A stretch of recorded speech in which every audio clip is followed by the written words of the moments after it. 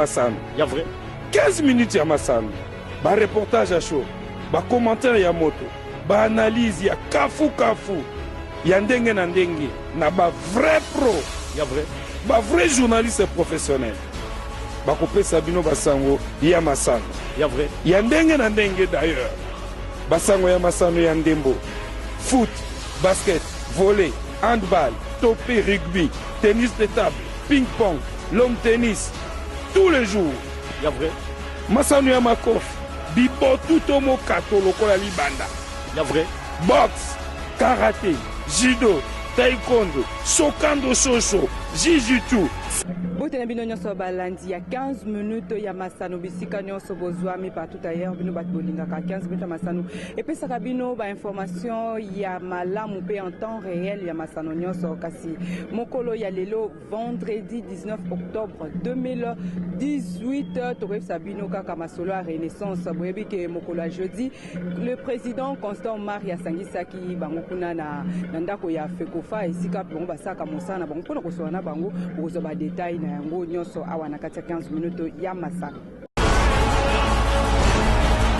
15 minutes ya Masano. Ya vrai. Jamais ezala, jamais salama na TV moko awa na leo. Karanete Usagibino na sommaire que le président Omar Selemani Asangisa Kibongo ba konzi topé ba fondateur ya équipe FC Renaissance kuna na fédération ya bale to moni bongo Fekofa basangana ki pona kosola kopesa bango conseil to mona ki évêque Pascal Mukuna le président Tingi et puis musanganya ye bazwa ki bongo na nzela ya Singaza ki bongo kuna na Lubumbashi na cadre ya ba faire na privé kasi le président Selemani ye Omari aloba na bango ke sengeli bazala toujours ensemble pour équipe ekende liboso et puis commission commission o ya munene o esalaki ke bango pe bazala na kati eloko oyo po équipe telema bazala bango nyonso esika moko yango nde résultat nango tomoni yango mokolo ya lelo vendredi awa na collège Bosembo awa entraînement et salami bongo na présence ya bakonzi nyonso bazalaki lobi kuna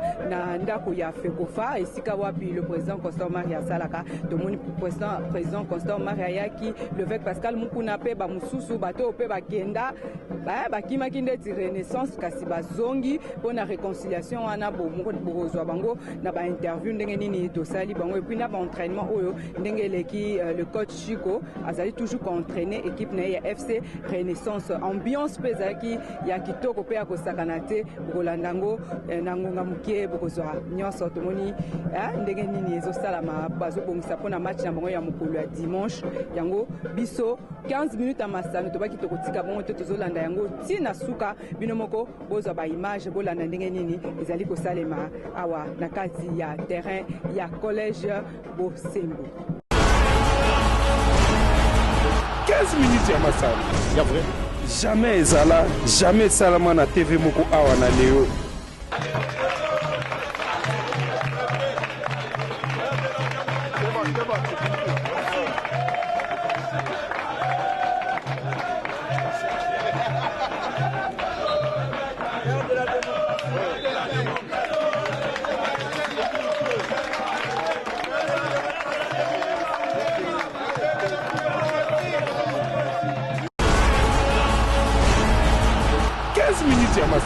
Ya vrai. Jamais ezala, jamais salama na TV moko awa na leo.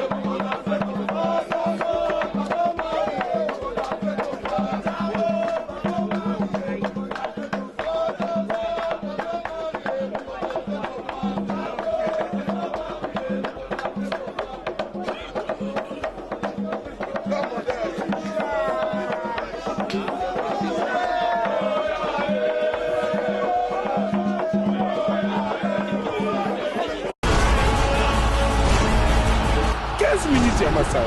Il y a vrai. Jamais Zala, jamais Salama na TV Moko Awana Léo. Je ne pense pas. Aho tozali ya président Tinga Bengai. Ayeb Singa place à Zokende. On a koyo koloba na micro te. C'est-à-dire que ce qui nous a koyo doute, c'est que mutu wana za mutu ya nkokoso. Ce qui nous a koyo doute, pour Nangai azali ko sakana na image ya président de la fédération congolaise.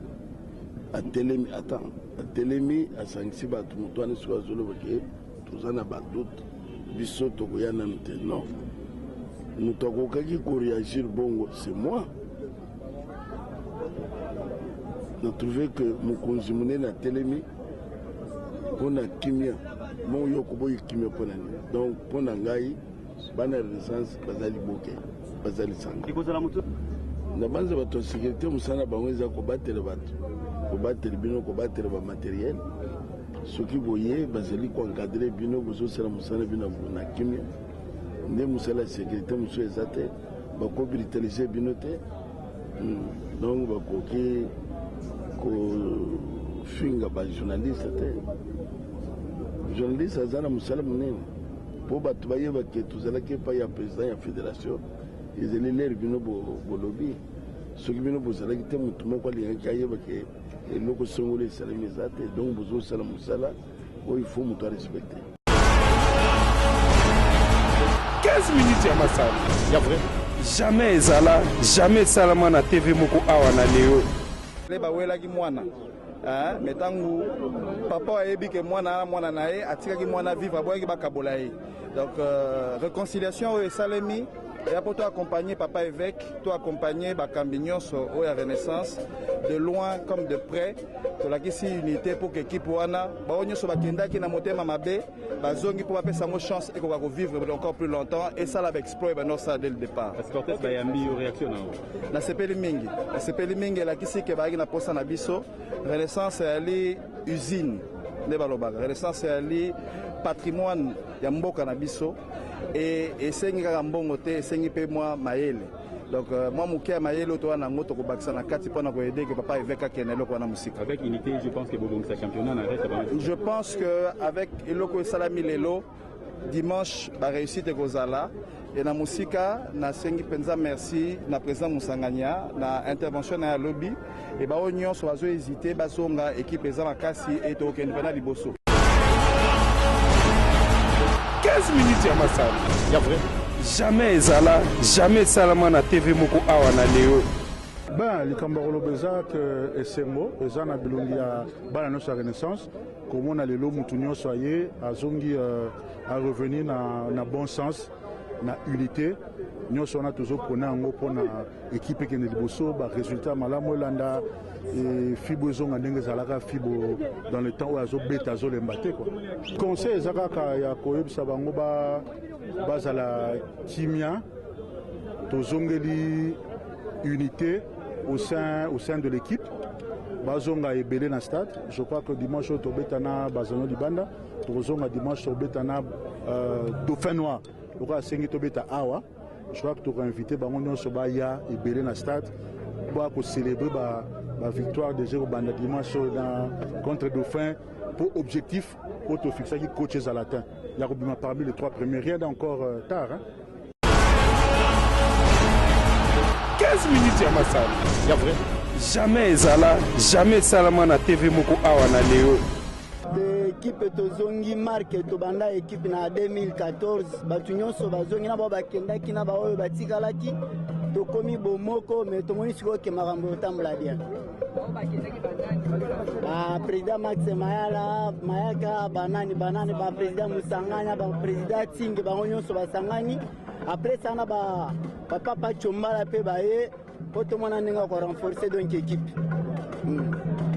Ngana sepena contre lelo salinga bien dès que René salinga bien makasi ndenge papa évêque asangana baninga na salinga kitoko ndenge Chachombala ye sali biso bien to moni pe mo général akitina terrasse biso bien mais na depuis l'arbitrage papa Costa Maritel biso côté wana côté wana peneza mapapa mabe alibitage za malamu te tala bi bachaki biso pena mukolo wana ata yo za mukonza ballon c'est biloko ezalaka te bité ta vidéo na football congolais oza après mukonza FIFA vice-président za yo ta vidéo na football congolais ekota. Merci na Sukiwana. Président Lasconi à base Fanfare à FC Renaissance.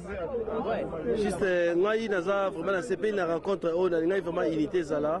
Mais unité wana zala ya mbebote ezala ya motema parce que équipe ezala posa ya mbongo. To boy bat baro ya ta 1000 équipe na posa mbongo. To posa ba joueur à malonga ba joueur za la condition bien, ba joueur ba vivre bien. To lingi ba joueur ba le la rater. Za rater to lingi su nzembote za loboko mongo loboko te. Mbalo do posa bato ba ochane mbongo.